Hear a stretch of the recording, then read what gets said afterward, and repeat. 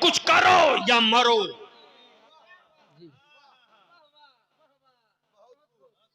जो कौम पढ़ेगी नहीं वो कौम बुज़दिल बनेगी, और जो कौम बुज़दिल बनेगी वही कौम मारी जाएगी। इसलिए कौन किस पार्टी पौआ में है, दीदी के साथ है कि दादा के साथ है, मुझको इससे मतलब नहीं। ये बताओ कि तुम लोग मेरे मुस्तफा के साथ हो कि नहीं हो। जोर से बोलो, हो कि नहीं हो। जोर से बोल, है कि नहीं है। तो ये जितना पौआ पार्टी झंडा वाला है सबको एक तरफ करो। सबके झंडे तुमने उठाए, लेकिन तेरी औलादों के मॉब लिंचिंग के बाद किसी एक हरामखोर ने झंडा नहीं उठाया। ट्रेन में मेरे बच्चों की टोपी दाढ़ी देखकर मारा गया। न दीदी की आवाज निकली, न दादा की, न राहुल बोले न लालू। ये बात बलियाबी बोले तो मिर्ची लगती है कि बलियाबी ने सियासत की बात की। बलियाबी कहता हो जब तक के मौलाना अल्लामा फजल हक खैराबादी क्या बात है, जंग के आजादी के मैदान में नहीं उतरे थे, अंग्रेज तुझको गाजर मूली से ज्यादा नहीं समझते। लेकिन जब अल्लामा फजल हक खैराबादी जिहाद का फतवा लेकर उतर गए, तब विक्टोरिया के गुंडों ने कहा सामान बांध लो, इसलिए कि आप जंग आजादी के सिपाहियों से नहीं लड़ना है, अब मुस्तफा के बारिशों से मुकाबला करना है। सबसे जीता जा सकता है, नबी के आशिकों से नहीं। नारे कि देखता हूं सत्ता के दलालों में ताकत है या मुस्तफा के गुलामों में ताकत है। वाह। मैं जानता हूं कि इनकी ईडी, सीबीआई, नेशनल जांच एजेंसी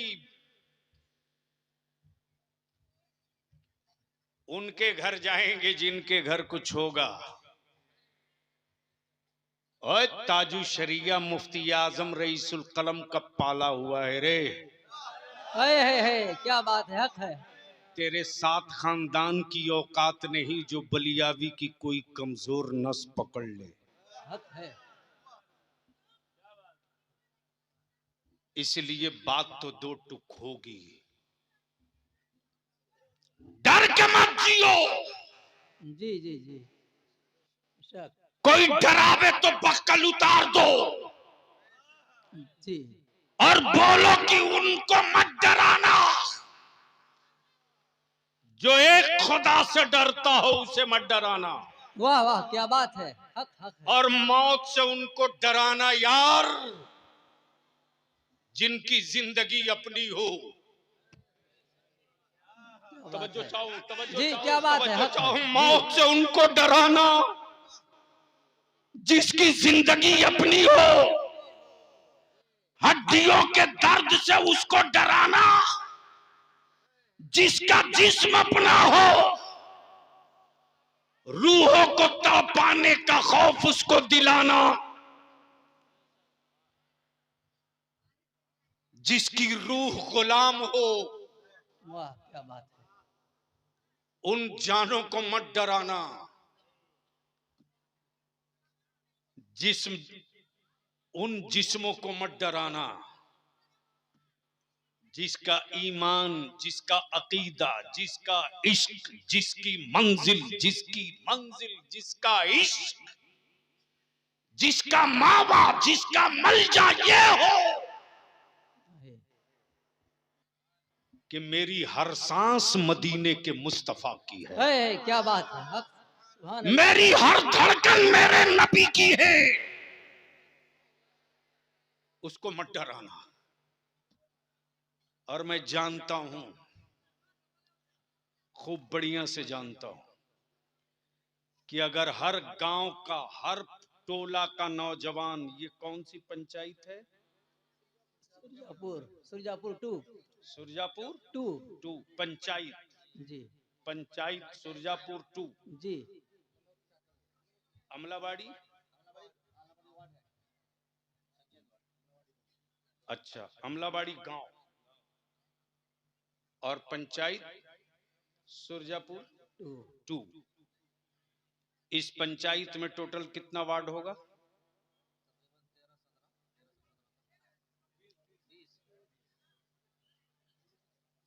इस मजमे में कोई वार्ड सदस्य नहीं है यहाँ?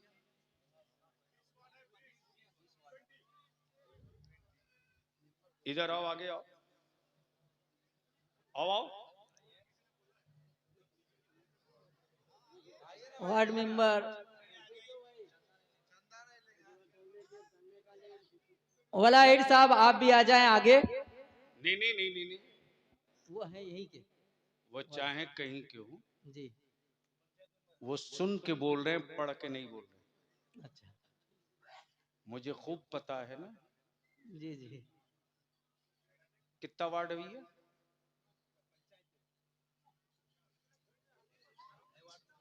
अरे अभी तक मेरी बात समझे कि नहीं समझे कि बंगला में बोलना पड़ेगा? ये सुरजापुर पंचायत 2 में कितना वार्ड है?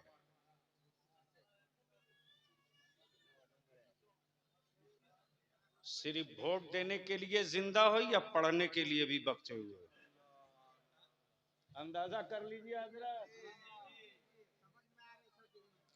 अब तो ये बात कहनी पड़ेगी कि अंधभक्त उसी के यहाँ नहीं है, उससे बेशी हमारे यहाँ। अब तक इतने बड़े मजमे में कोई नहीं बता सका कि सुरजापुर पंचायत 2 में कितना वार्ड है। तो जो अपनी पंचायत का वार्ड नहीं बता सकता, वो बंगाल के बारे में क्या बताएगा? चलो, ये काम भी मौलाना ही लोग करेंगे। 25, वो भी आपने गूगल से पूछ के बताया।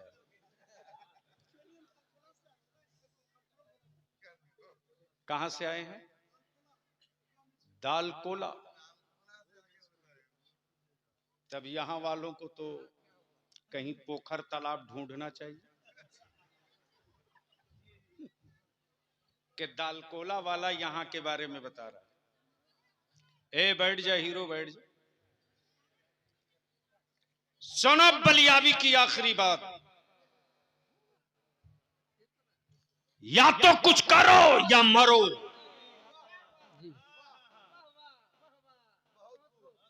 जो कौम पढ़ेगी नहीं वो कौम बुज़दिल बनेगी, और जो कौम बुज़दिल बनेगी वही कौम मारी जाएगी। इसलिए कौन किस पार्टी पौआ में है, दीदी के साथ है कि दादा के साथ है, मुझको इससे मतलब नहीं। ये बताओ कि तुम लोग मेरे मुस्तफा के साथ हो कि नहीं हो? जोर से बोलो, हो कि नहीं हो? जोर से बोल, है कि नहीं है? तो ये जितना पौआ पार्टी झंडा वाला है, सबको एक तरफ करो। सबके झंडे तुमने उठाए, लेकिन तेरी औलादों के मॉब लिंचिंग के बाद किसी एक हरामखोर ने झंडा नहीं उठाया। ट्रेन में मेरे बच्चों की टोपी दाढ़ी देखकर मारा गया। न दीदी की आवाज निकली, न दादा की, न राहुल बोले न लालू। ये बात बलियाबी बोले तो मिर्ची लगती है कि बलियाबी ने सियासत की बात की। बलियाबी कहता हो, जब तक के मौलाना अल्लामा फजल हक खैराबादी क्या बात है। जंग के आजादी के मैदान में नहीं उतरे थे। अंग्रेज तुझको गाजर मूली से ज्यादा नहीं समझते, लेकिन जब अल्लामा फजल हक खैराबादी जिहाद का फतवा लेकर उतर गए, तब विक्टोरिया के गुंडों ने कहा सामान बांध लो, इसलिए कि अब जंग आजादी के सिपाहियों से नहीं लड़ना है, अब मुस्तफा के बारिशों से मुकाबला करना है। सबसे जीता जा सकता है, नबी के आशिकों से नहीं।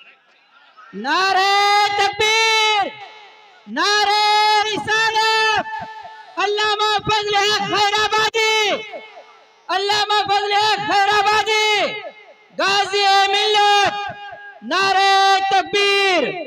इसलिए मेरे अजीज,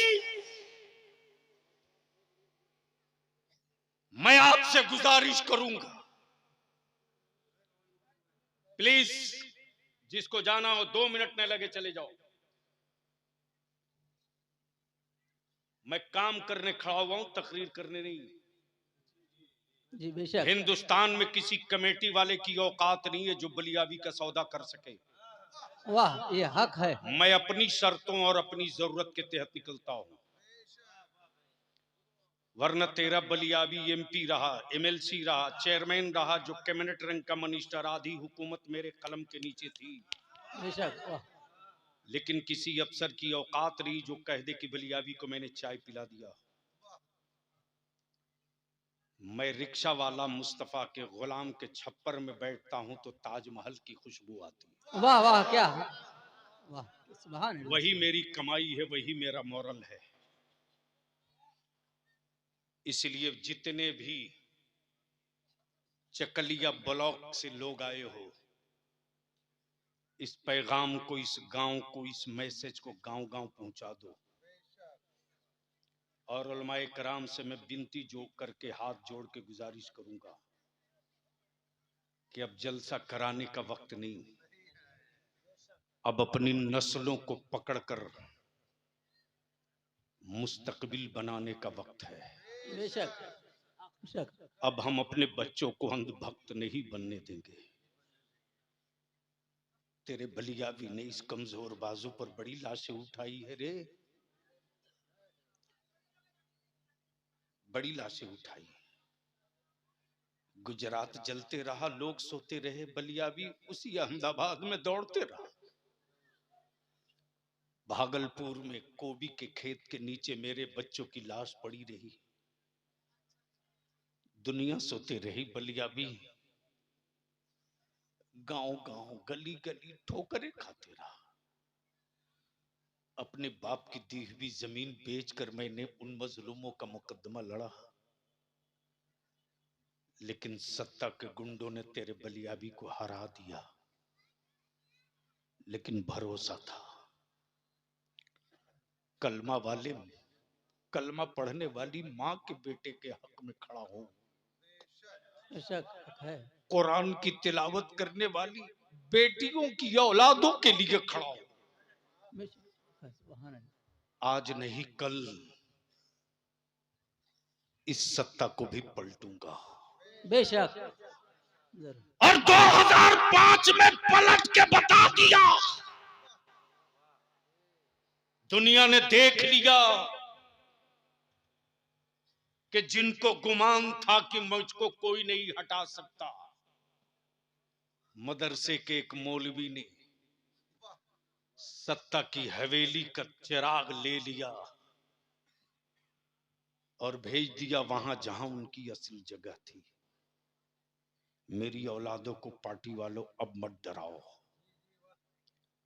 बंद करो ये प्रोपगंडा कि मुसलमान क्या करे। ये बात दलितों से क्यों नहीं कोई पूछता कि तुम क्या करोगे? ओबीसी से क्यों नहीं पूछता कि तुम क्या करोगे? ये सवाल मेरे ही बच्चों से क्यों होता है कि तुम क्या करोगे? क्या भारत में मुसलमान का बच्चा जंगली घास है?